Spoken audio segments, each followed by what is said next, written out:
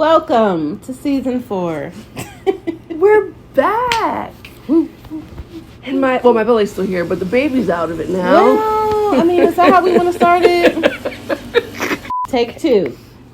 What's going on, kinfolk? Welcome back. It feels kind of weird. I feel like we're going to be a little rusty. So hopefully I think so too. It feels like it's been a really long time. It does. It feels like it's been like longer than it has actually. Right. It's been at least 6 weeks. Jace is 6 weeks today, so 7, 8, it's like 7 or 8 months. weeks. Yeah. Wow. But we're back and we're ready and we're excited. So we're gonna kick it off doing something that we like to do: bash men. Because they're bashworthy. Just kidding. JK. But we are going to talk about something interesting that I saw on social media that kind of has to do with men, and we want to weigh in on it a little bit and see what you guys think. So if you're interested in seeing more, keep watching.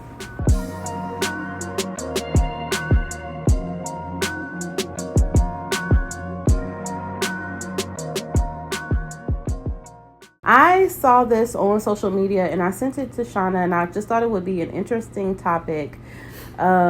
It's actually an article from Psychology Today, but I saw that someone else had posted it on social media, and it's called "The Rise of Lonely Single Men," which is interesting. Oh, now it's the men and not just the lonely, bitter single ladies that everyone always likes to pick out. So let me give you guys just a little recap. As a matter of fact, let me kind of shout out or give like a credit to the person's page that I saw it on. Her name is MINDSHIFT Teal. You guys probably are familiar with her because she is the Curl Box founder, the natural hair subscription box founder. Oh, it's not in her stories anymore. Pooh. I'm going to talk about the comment that I sent you to real quick, but this is the key points of the article, right? Dating opportunities for heterosexual men are diminishing as relationship standards rise. Let's just think about that. Let's just pause. Really sad. And let's just think about that. This is from Psychology Today. So, you know, not necessarily saying this is like the Harvard Business Journal, but, you know, this is not just like some social media stuff that someone's pulling out of their butt crack. It says men represent approximately 62% of dating app users, lowering their chances for matches. Which was shocking to me. That they're the majority. Yeah, and I could definitely see that.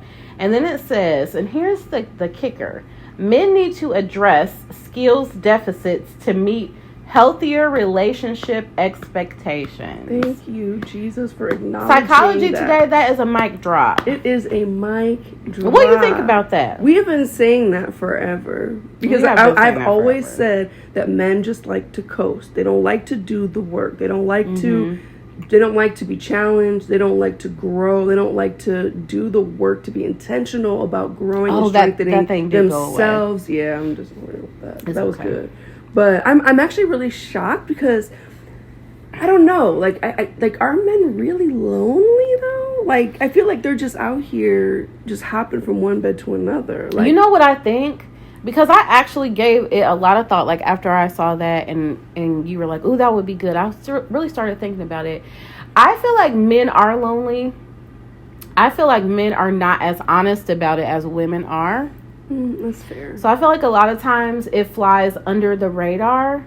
Men definitely have things that they want. Men definitely have things that they need that are just as deep of a need as what women have. But because of how men are in relationship to like showing their emotions and all of that other stuff, I think it's just not as expressed. So men take what they can get. And you know how we always talk about settling for women, where, you know, you may think, oh, I can't get what I really want, so I'm going to settle for this. I think where it kind of differs a little bit in men, they take what they can get, but they'll take it from different sources. Very true. Yeah. So whatever whole package they want, they're going to piecemeal it between a girlfriend, a work wife, a lady mistress that they know on the side. I mean, that's anything. True. Like, you guys know, I have talked a lot about the male friends that I have. And one thing I have noticed just like over the years, there have definitely been times where my male friends have tried to use me to fill voids in their relationship. Yeah. Luckily, God usually reveals to me that it's happening. And when she says that, she means intellectually, not yes, physically. Yes. Let's make that clear. Oh gosh, for somebody. Thank you. You're very welcome. Yes, I'm not fulfilling nobody's physical needs that's in a relationship. That's for dang sure. But yeah, I've noticed like when they really want deep conversation, when they need someone to confide in, when they are sick and tired of the person that they're with. Now I know all your state secrets. Right. You know what I mean? And I remember some years ago thinking to myself, like, even though I'm not doing anything, how uncomfortable would that be for that lady if she knew that they were kind of using me in that role? So now if I feel that happening, or if I'm in a situation with a guy friend where I can feel like he's slipping into that, even if he doesn't realize he is, I start to put distance between us in that situation. I won't necessarily stop being his friend, but I'm like, okay, let me just give you a little bit of space, because you need to work out what you need to work out with the person that you with, not with me. Right. Because that's one thing that's people always say, oh, they would never do that. I could never do that.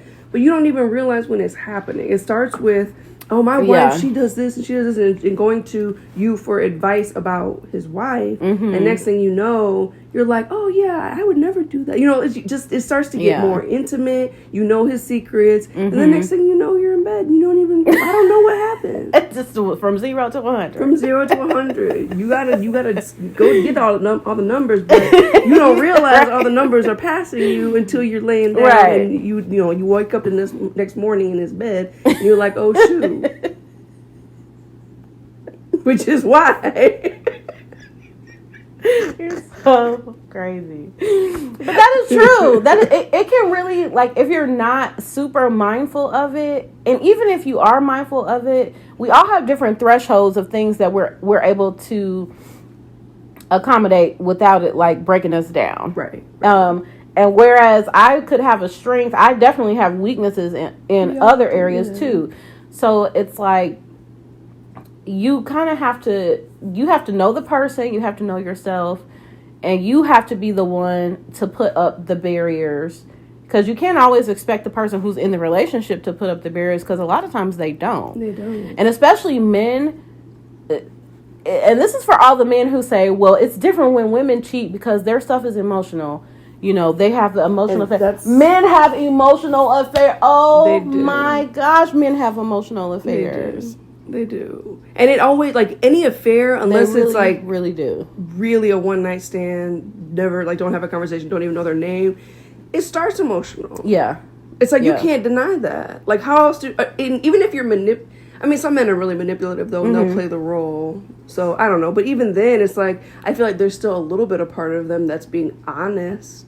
Yeah. You know what I mean? Like, they're playing a role, making themselves appear vulnerable, probably telling real life stories, and just to get what they need out of you. Right. So what do you think about what the article was saying, like, men need to address their deficits? I absolutely believe that 1,000 trillion%. Do you feel like men are looking for healthy relationships? I feel like men, and I'm speaking generally, everybody's different, but I feel like a majority of men don't even know what that means. I think that they want a healthy relationship, but their definition is different than ours. And I mean, when I say ours, though, like, I feel like a lot of women do the same thing. I feel like there's not a lot of people, maybe more so now, I feel like intentional, I'm like, I have mom brain now, which I had it before, but it's worse. Introspection, like, people are not as introspective, but I feel like it's kind of a trend now. So people are like jumping on the bandwagon and like trying to learn what that means. But I don't feel like there's a lot of even women who really deal with their wounds and get healed and grow themselves before jumping into relationships. I feel like everybody is just so relationship happy. So it's not even just men, but I feel like men are more likely to just, you know, throw the rug over their issues and then just jump into a relationship and expect it to be expect the woman basically just to be okay with whatever they have to offer. Yeah. And I think men in general, and this may seem harsh, but I promise I don't mean it in a negative way. Men in general have extremely low standards. Oh, no question. They really do. They have extremely low standards, which is why it breaks my heart. Like I've known, and even from like male like relatives that I have, where I know what's going on behind the scenes of some kind of situationship or whatever. There's a lot of women out here, even women in relationships with men, thinking like everything is rosy and hunky-dory, and they have no idea how those men talk about them to other people. It's sick. That is scary to me. It is, because to me, I feel like that is like please address that with me. Right. Address that with me. Right. Like, give me the opportunity to adjust where I need to adjust. Or, I mean, maybe some women are resistant to it though, you know, so it's like maybe they did, but in the way I see it is like, if you go to your partner and you express a need to them or something that their partner's doing that doesn't sit right with you, and they don't do anything about it, and you talk about it and you talk about it and they don't ever change it, they just dismiss it, you need to exit. Right. You need to exit. But I don't know. It's just I just feel like it's all just messed up. I just feel like it's all just messed up. I don't feel like there's just a lot of healthy people in this world. I feel like that is a big part of the reason why I feel like people should seek out therapy. Absolutely. You know, when they can and how they're able, because I know sometimes, you know, there's costs and stuff like that, but when your only source of knowing what's wrong with you is you, right, how do you cover your blind spots? Right. And I think that I mean, I know for a fact that you, like, the Holy Spirit will reveal things to you, but the problem is people don't listen.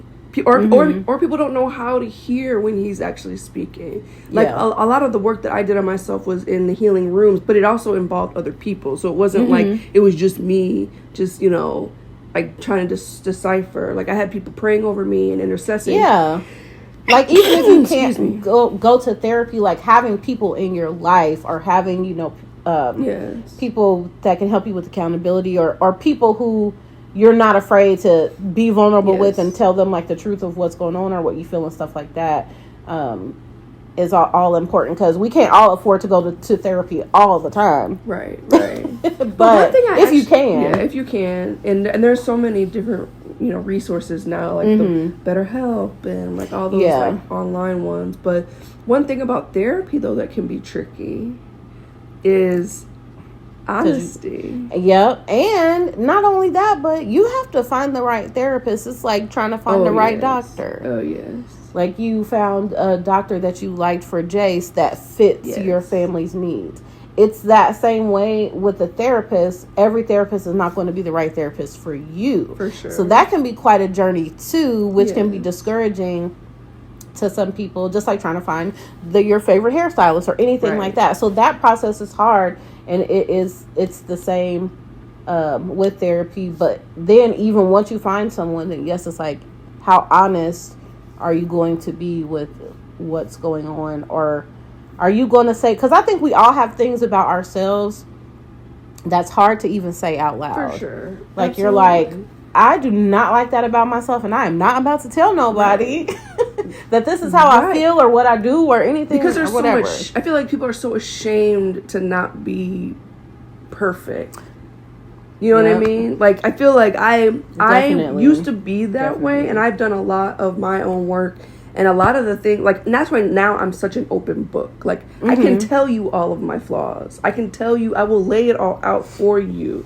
But in order to become that way. It's a process. But if you're going to go to therapy, you can't just go to therapy and just blame all of your issues on everybody else. And if you have a good therapist, they'll call you out on that. They will. That's very true. If you have a good therapist. Now, some therapists will say, okay, so tell me more about that relationship with your dad. Tell me more. You know, they'll help you try to get to the root of that.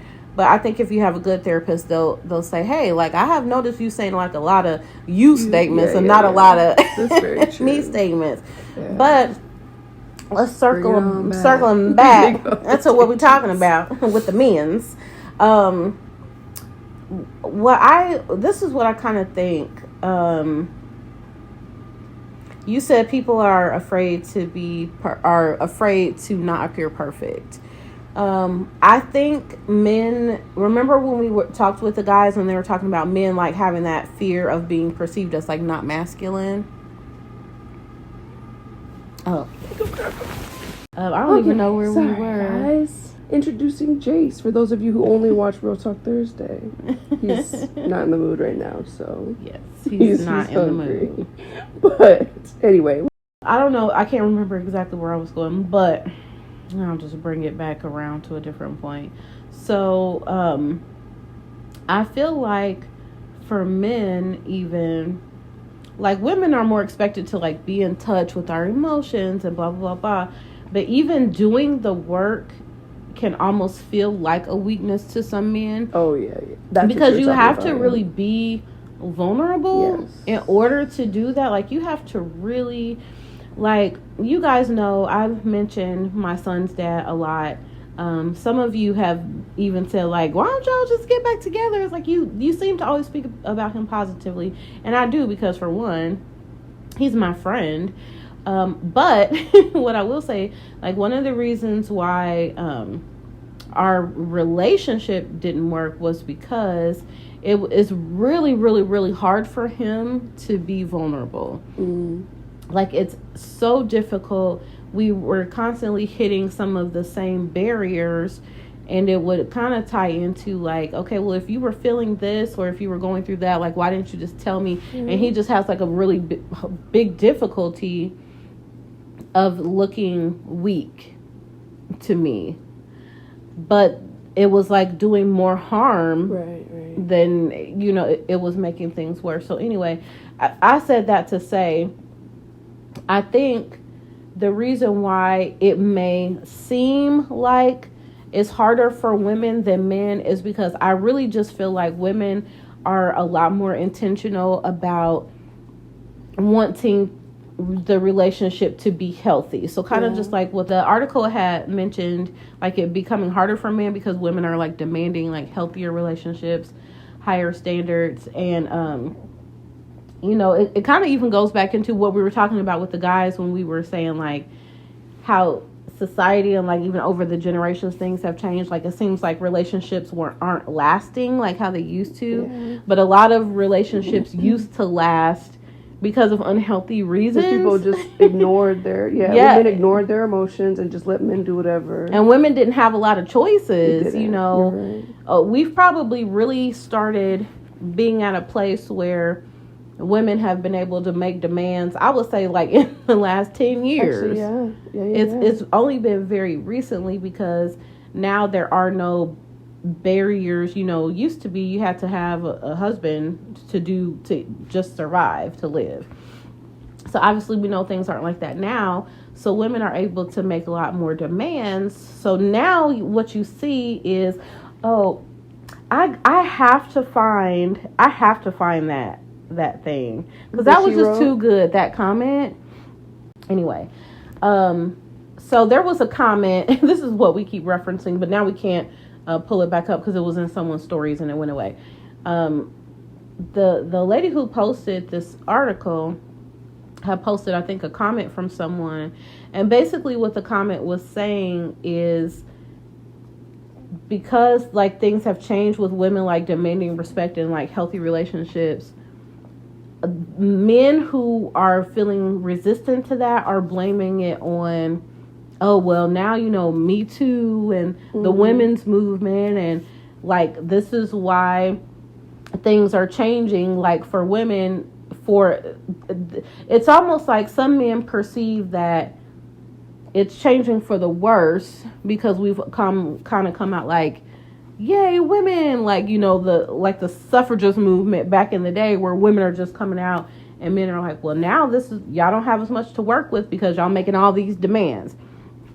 And it's true, we are. Right. But the reason why we don't have as much to work with is not because we're making demands. It's because there's a lack of men wanting to rise to the occasion. And I actually, it's so interesting because, I mean, you're so right within the last 10 years. So the guy that I dated, the one that I thought was going to be my husband or whatever, he's a very intelligent, very well-off man of quote-unquote God. I'm going to say that. I'm not trying to diss his relationship with God, but he clearly was a little bit more in his flesh in regards to our relationship, because anytime that I would challenge him, if he wasn't treating me the way I know that I deserve to be treated, and there weren't even unrealistic demands. It wasn't, it was just, can you just consider my time too? Mm-hmm. Can you not have me waiting for 3 hours for you when you said you were going to meet me at this time? Can you let me know that you're going to be late? You know, just little things like that. And then drama Shanna. I was drama. And I was, exactly. And like any time that I would challenge him, he would just be like, well, then why do you put up with it? Then why do you put? It's just like he just wanted somebody, and that's what a lot of men do. It's like instead of just being like, you know what, you're right. Bless you. I'm gonna be more considerate of you, and I'm gonna consider you in this situation or in this relationship. Then they just find someone who is willing to put up with it. Mm-hmm. And there are a lot of women that are willing. For sure, it's like goes back to what I was saying before.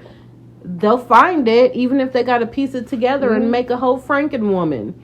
They gonna have a little bit from this one, a little bit from that one, and a little bit from this one. Like women, I feel like, and maybe it's just me, but like if I want someone, I want someone. Like no one else absolutely can fill that particular void. But with men, it almost doesn't matter.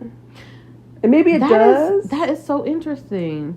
I have never thought about it like that before. What do you guys think? Like, that's a good point. Women are more so, like, I don't know if I want to say we're more loyal, but when we're in a relationship, it's that person. We're going to be our very best and give our 100% to that one person, and we just want that in return from that one person, right? And no one else, like, we don't even look, and a lot of us don't even look at other men, like, I don't want, like, I could get it from this person, but like I don't want this person, I want that person. But men are like, here's some emotion here. I have this person, that person, and this person, and that spontaneity person. Here. I got adventure here. I have my fun over here. I have my deep conversations with her. Exactly. I'll laugh with her. I'll flirt with her. But I'll go home to the one that washes my drawers. Yes. Literally. And raises my kids. I mean...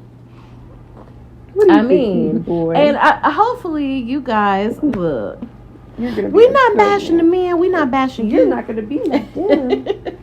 But no, seriously, hopefully you guys don't see this as male bashing, because really we are just giving our opinion and perspective on the particular topic of this article, because I can think of a lot of guys that I know that are trying to do the work and are in healthy relationships and stuff like that. Like, I know that there's people on all ends of the spectrum, men and women. But I do think that we're just in an interesting time in society where there is really just like a disconnect in between men and women. And I was thinking the other day, I'm just going to call her my friend, but a lady that I know on social media, her name is Erica. We joked a little bit about women, like, especially coming into your 40s, like the richness of a woman at our age is like compares to nothing. We're a different breed. And it's like from the libido to, you know, how just more self-aware and self-confident you are. You know, usually by this time we're more financially stable, and there's all of these different things. But women at this age and men at this age and older are like worlds apart. And I just find it interesting, and I just wonder, is it because of the fear that men have of facing their deficits and really facing like what's, you know, what they need to bring? Because you remember me telling you, and I don't know if I told you guys, but someone that I was entertaining, we were having a conversation about men's perspective of me, and he said that he thought that men see me and they think, well, you just probably have like too many rules, or you probably just have you probably require too much. Your standards are too high. Right, which that's just another way of saying. And I feel like a lot of men who are at our age, so like let's just say around 40 and up, that's how men feel. Like at this point, they don't want to do nothing. Actually, so maybe that's, I mean, I'm sure part of the reason why they go to younger women is because of the physical part. Mm-hmm. But is that maybe part of the reason why they go to younger? Because I'm sure they're just more like, and I think younger women more so, especially in the society we have today, it's like, if you throw me some money, that's all I need. Because I think now the way things have gone, sadly, women's expectations of men, we may have things that we know we want and desire, but our expectations are very low because men have traditionally underperformed for quite a while. Yes. He's so cute. That little face he was just... Are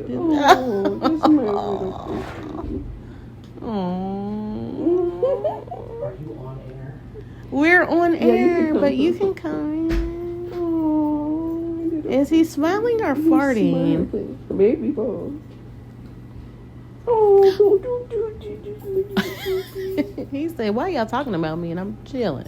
Now I'm afraid. I'm afraid to continue the conversation because I don't want Jason to be offended. Well, he does not care. Although we're male bashing him. We're really not. I promise. I promise we're not. I would be interested. It would be interested to know if you agree or disagree. Ooh, you want to make a cameo? So hold on. Let me tell you what we're talking about. You tell me if you want to make a cameo. Is it like, oh? Because I'm nasty. And I got off work and I just changed tires. Well, we still want to know what you think. Though. Yeah. There's an article that I sent to Shanna from Psychology Today that says the rise of lonely single men. It says dating opportunities for heterosexual men are diminishing as relationship standards rise. Men need to address skills deficits to meet healthier relationship expectations. Wait, so basically, there's a lot of lonely men out there because men don't want... Men need to address their deficits to meet healthier relationship expectations. He rolled his eyes. Well, no, I mean, it's yes and no. So, yes, because that's what men are supposed to do. But no, because of, and I've recently just found this out, because of the internet and like Tinder and online dating. So the statistics have come out that, I can't remember what the male side was. I think men rate 50% of women as attractive, whereas women... or 50% of women as unattractive, whereas women vote 80 to 85% of men as unattractive. Oh, and really? That's interesting. Yeah. So also, that's kind of true. Part of it too is so like take like a college setting. You know, you have men and women in the same area. Before the internet and before online dating, your opportunities were, you know, where you are. Right. So, you know, you meet this guy, you know, he's a nice guy, he's still, you know, whatever. You meet this guy, he's a douchebag, you know, whatever. Yeah. But now, these women can be like, oh, 2 towns over, there's a 26-year-old millionaire, and I'm a 10. She was just saying that a lot of young women are just like, if you just pay for they're stuff, narcissistic. If you give me money, that's all I really care about. Well, okay, now, polarizing figure. He says true things, but he's an asshole. Okay. Andrew Tate. I don't know who that is. You've never seen? Oh my God, he's been. I don't tend to watch polarizing things. Well, no, but that's not the thing. So he's a former kickboxer from the MMA. He's made a brand, so he has basically like a pyramid scheme in a sense. But like, it's not like he's not tricking anyone. Okay. He's paying people to spread his content. So he's blown up the internet. He's an asshole. But he says a lot of true shit. So he talks about, you know, he I wonder if he's like a Kevin Samuels type. Oh, yes. He was talking about how, well, people talk about like white privilege, but then like white male privilege, blah, blah, blah. But then just like male privilege and, you know, or rich privilege. Tyrannical patriarchy, blah, blah, blah, blah. Yeah. And he talks about how, you know, like women, one, don't understand, but also like go to the Mediterranean and look at, you know, this yacht, you know, who's on the yacht? There's the guy who owns the yacht, and then there's all these women or whatever. Right. What did that man have to do to be on that yacht? He had to work his entire life, you know, almost ignoring his family, blah, blah, blah, to, you know, to acquire money to buy this yacht. What did this girl have to do? Make an Instagram account. I mean... And then slide in his DMs. That's real tough. I feel that. So, and then he relates that to chess, where the king can only move one spot, but the queen can move all over the board in any direction she wants to go. And I've been saying this since I was in high school. But women are the arbiters of sex. So, like, I don't agree with this. I think guys that sleep around are douchebags. But there is a difference between a guy who sleeps with a lot of women and a woman who sleeps with a lot of guys. Okay. The reason why is because, okay, a question. How in a week, I would almost even say a day, but in a week, how many times has a guy either talked to you or hit on you? None. I was gonna say you asking the wrong people. Right. Don't nobody hit on me. Mainly because guys don't hit on women that are chubby. I feel like men don't hit on women anymore. I haven't got just hit on in general, either. but they definitely don't hit on me because guys like women that are skinny. Well, but I mean, I don't agree with that. I mean, if you like, what's been taken over the internet is you know, fat ass and thighs. That's like the what is it? Fat ass and thighs. Oh, yeah. Like the bigger the thighs. It's like BBLs though. It's not like our. It's not like a normal body. It's like okay. So anyway, well, like you know, well. But let's say back in my prime, yes. Right. But even now, like how often are you put in a position where you would have a lot of guys even talk to you at all? I mean, a lot of guys don't want to bug people when they're shopping for the groceries or running errands. For sure. But so anyway, the main point is, like, you take a woman, you send her into a bar, and you like the hottest woman you can find, and then you take the hottest guy you can find, send them both into a bar, like say different bars, whatever, same bar, whatever. Yeah. Have the guy ask every single woman that he sees, "Do you want to go and have sex?" You can make it as vulgar as you want to make it, or as polite as you want to make it. He'll get some yeses, but for the most part, he'll get, you know, like, no, like, get out of here. That woman, almost every guy in that bar is going to say yes. That's what the guys said. And then there's also a thing that, so Andrew Tate, again, he has a lot of, like, great, I mean, if you want, I can send her, like, some clips of him. So anyway, he was talking about how women can't have platonic male friends. Thank you. We always talk about that. Yeah, so the reason why, and the girls are like, no, I can't. Like, I have platonic friends. Because I got friends. He's like, no, you can't. He's like, he said, they may be right now, if you not text him, I'm horny. Do you want to have sex? He will say yes. He's gonna say yes. And she's like, no. So he's like, all right, good, so do it. So she texts him. He's like, I'm horny. Do you want to have sex? He's like, hell yeah. I told you. So he said, you heard it here. I'm glad this is rolling. I'm not saying that I even disagree. No, a lot of them disagree. Yeah. So you making a cameo even though you're not making a cameo. I don't think you're really in stuff, but they can hear your voice. Like, yes. So yes, I agree with that. I think that there are male friends of mine who probably, if I got my druthers and was like, you know what, even the ones in relationships. Yeah. They probably would have been like, you know what, all right. That's not to say that you can't have male friends. You just have to understand the relationship you have with them. Yeah. You have to know, like, you can't. That's fair. You have, like, if you don't want that from him, you have to make it clear. You have to be careful, like, don't flirt, don't, you know. And that's like, what I always say. Joke, you know. Like, you have to almost be the one to make the boundary. Right. Like, to be, like, super clear but that's, who's to, everybody has vulnerable moments. That's the thing that's scary. It's like, what if you guys are having a conversation, he's struggling with his wife, you haven't had any in a while, you're feeling extra vulnerable, like, stuff happens. Right, but then there's also consequences to your actions. Exactly. Mm-hmm. But like, so people always say, and a lot of you guys said this too, oh, I would never do that, oh, he would never do that, oh, I would never sleep with my friend's husband. Like, you just don't.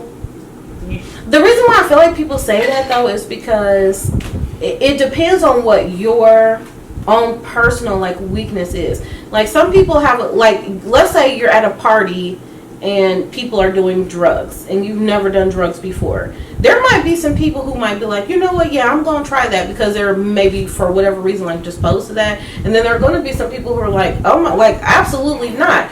I honestly feel the same way. I understand what you're saying, but I feel the same way in this situation. Like, sometimes, even if you are in a weak moment, not everyone turns to sex or like intimacy with another person in their weak moment. Sometimes they turn to other stuff. But if you're around it enough, if you are consistently in the position, eventually, like, just in person with that, like, I mean, in like physical proximity with your male friend, the male friend, or even in a situation where you go to a party enough, or you go to somebody's house enough where they're always doing drugs. You know what I mean? Like, one day you might be like, you know what?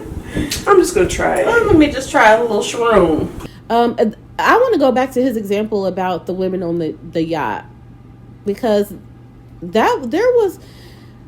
I like that analogy because it's so thoughtful in one little analogy. Like, what did that man have to do? And then what did the lady have to do? And that parallel and kind of like now how people move through life even with that. And the only little sticking point of that is where, and I understand why, but sometimes I do feel like men, once they've achieved like a certain amount of status or money, things can get pretty cloudy, because oftentimes a man feels like if he's able to provide money, then that's all. And some women, that is all that they want. But it kind of messes it up for the rest of us who are like, to me, there's a good group of women out there that are like, that's not even the primary thing that I want. Yeah. Like, I mean, it's in the list, but it ain't even at the top of the list. But I feel like also men who have that kind of money, like, I feel like a lot of their egos are so big, they don't even want a regular woman. They don't want. Oh, for sure. They're not looking for a healthy relationship, because it requires more work, and they've already done enough work. It's just my theory. They've already done enough work building their empire. Exactly. So now they just want more work. They just want someone easy who's just going to submit to them, and they just buy them stuff. Or, you know what? Even I feel like men. The biggest problem sector. No, I'm kidding. There's a big group of men that are not wealthy, but let's just say they feel like they're doing well for themselves.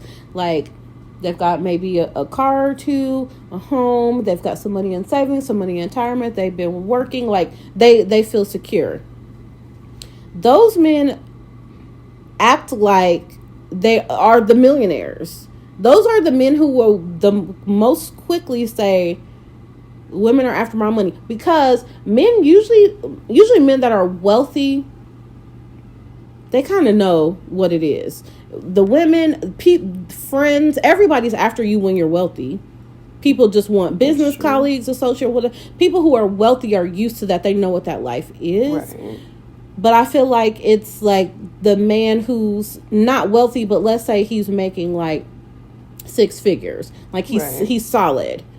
Those are always the ones that's like, oh, you're just trying to get me for my money. You just trying to, and then it's like, but I mean, that's the segment. I'm like, I would rather have, honestly, someone who makes less and is just responsible, and we just, you know, build together, you know, we just put our two things together and make it work, and we be 6-figure heirs together between the two of us, rather than have to deal with, like you said, the ego that comes with as they start making more, because then they're really like, why should I speak to you peasant? Right. Or they want you, like the millionaire that I dated, he did, in the back of his mind, he did say that to me once, like, wow, you're doing a really good job pretending like you don't want me for my money. And I'm like, we've been dating for 2 years. Like, you don't even give me what I need emotionally. It has nothing to do with your money. You don't buy me a bunch of stuff and you don't shower me with gifts. It's not about that for me. Like, they want you to treat them like their husband, but they don't feel like they don't want to treat you like even a girlfriend, because well, I think that's just an insecure man. I mean, he's just afraid, and maybe he's just afraid. But you know what? I would love to know your thoughts on this too, because now that I think about it, I've heard it said more than once over the course of my whole life. A man is looking for you to exhibit wifely, sometimes motherly qualities throughout, like, the dating and relationship process. But most of the time, those are the men that will not marry you. They kind of, it's almost like they want to know what you're willing to do. I used to date this guy some years and years and years ago. I would come over to his house or whatever. It may have even just been a situationship. I can't remember. But there always used to be something he would have me do. There would always be something that he would just need me to do when I got over there. It could be like ironing something. Do you know what I mean? Or he would just always have to, and it was almost like he liked the fact of me kind of like waiting on him or doing things like that to take care of him or whatever. But we knew that that's not what it was at all. So it wasn't like I was like, well, hey, I want you to come and change my oil, or, you know. But he would always want something from me that you would think is more traditionally like something someone would do if you were with them or married to them. But you guys never had, like, you didn't even have the desire to be with him in a relationship? No, it was just an entanglement. For sure. Okay. But I just always thought that was interesting. Even when I went to therapy with my ex-husband, we actually went to therapy with his grandparents, who I feel like did an amazing job. They were pastors and they had been married for like 50 years. And we were talking through some things. And I remember his grandfather saying to him, well, it sounds like you want a mother. And there's a difference between a mother and a wife, and there's a difference between a wife and a girlfriend, and there's lots of difference. And it seems like a lot of men are trying to, again, if we even go back to filling voids, they're trying to fill the void of a mother or a caretaker, but it's almost just from like a transaction point. But then if you as the woman have any type of requirement, it's almost like they see you as being difficult. Yes, or drunk. Yeah. So I don't know. What kind of requirement on your part to him? In my experience, a lot of my requirement was just being considerate. Like, you're so busy, let's just go on a date a week. Like, just let's have a date night. And that was too much.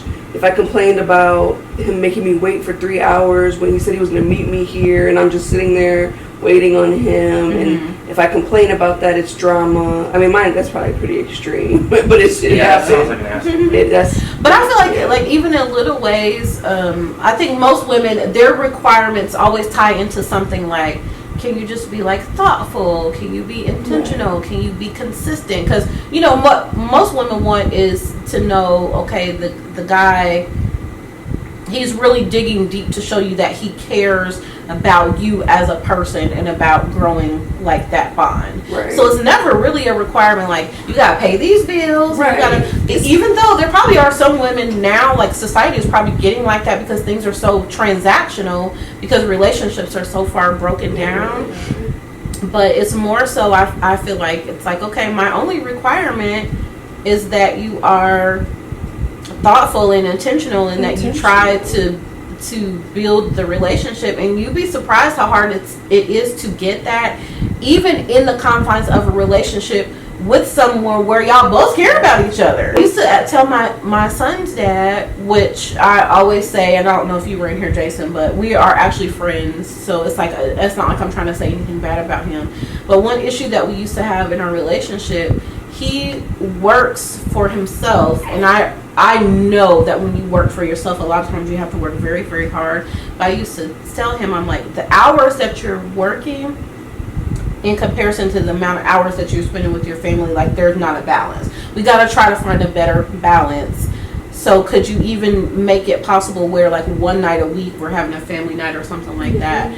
And that was not an expectation that he was ever able to meet. Yeah, I mean, that's hard because there are some people, like, you know, when people look at, like, Elon Musk or Jeff Bezos and stuff like that, you know, they always want to complain about how much money they have or whatever, but they don't realize that those people work. So they work 100 hours a week. They're working in forsaking of their family for sure. Right, and like, and so part of it is. So do you know who Jordan Peterson is? No, sorry. Okay, I'll introduce you to Jordan Peterson. But he's a psychiatrist. He talks a lot about responsibility, and like what gives your life meaning. Mm-hmm. But also he talks about sacrifice. Yeah. So a lot of people. Now it's not saying it's right or necessarily wrong, but some people are willing to sacrifice the present for the future. And I understand that, and I actually even almost agree with that to a certain extent, because I like to watch documentaries about, like, American history. So whenever you look back at, like, the Rockefeller and the Carnegie and stuff, like people who basically a big part of the reason our country is what it is because these people had these big ideas and they worked and whatever. But those people for sure were away from their family. I mean, whatever. And, you know, back in those days, the men weren't necessarily engaged with the family anyway. But you look at what they were able to build and the legacy and stuff like that. And I have a certain amount of respect for that, for sure. But I feel like that's different than a person who's just not necessarily trying to find the boundary for other reasons, because it's not, and this is going to sound mean, and I don't want it to sound the way that it's going to sound, but I used to tell my son's dad, I'm like, if there was something major happening with the situation, with how much you're working and whatever, that might almost make me see things differently. And I'm not saying that I just thought he was going to be a millionaire overnight, but we were together for 8 years, and even now he's still, like, really in the same place.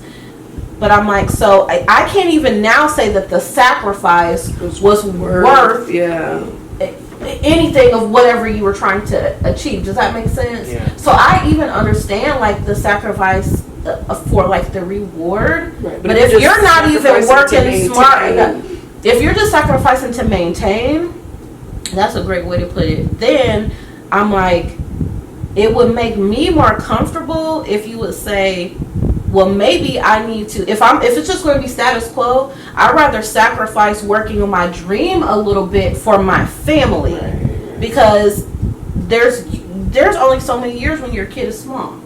You know what I mean? So that's where I always, like, found the difficulty. It was like, yeah, there's all the sacrifice, but there's no return on investment, and we're the ones that's getting the short end of the stick. Right. If that makes sense. I was going to make a good point, because I feel like you're talking about, real quick. No, you're fine. Men having all the money, and then the women just need to be pretty, basically. Mm-hmm. But I feel like lately that's been kind of shifting a little bit. Oh, yeah, for sure. Where men are looking for, which we've talked about this before in other videos, men are looking for stability in women. Mm-hmm. I feel like a lot more now, at least the average people. Yeah, us average people. Yeah, oh, yeah, they are. I agree. Yeah.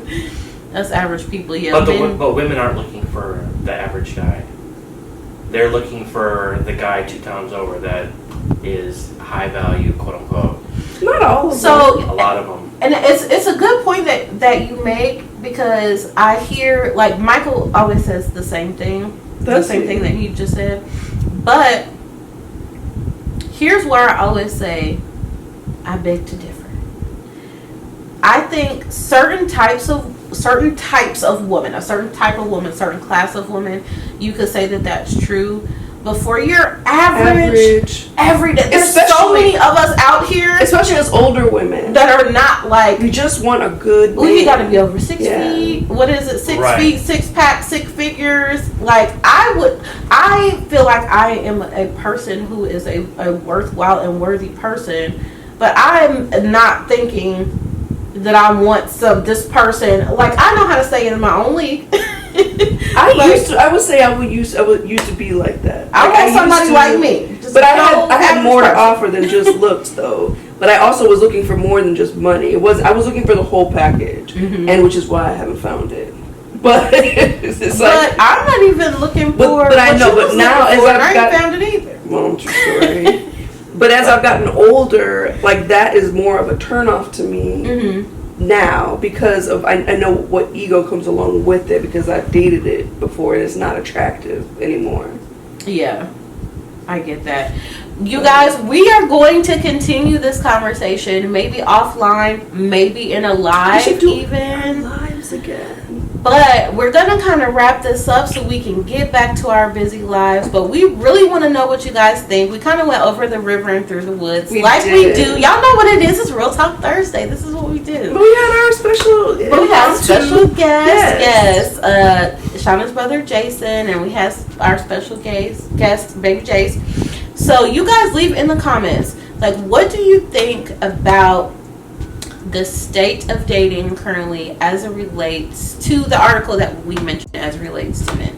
Do you guys have any insight? Do you have any opinions? Do you feel like we were on base, or do you feel like we were way off? We definitely want to know, so leave us some thoughts in the comments, and leave us questions, because if we circle back around and do a live, we would love to answer you guys' questions and speak to whatever opinions y'all have about the video. Yes. So thank you guys so much for watching. If you liked the video, give us a thumbs up, comment, share, subscribe, and we'll see you on the next Real Talk Thursday. Bye.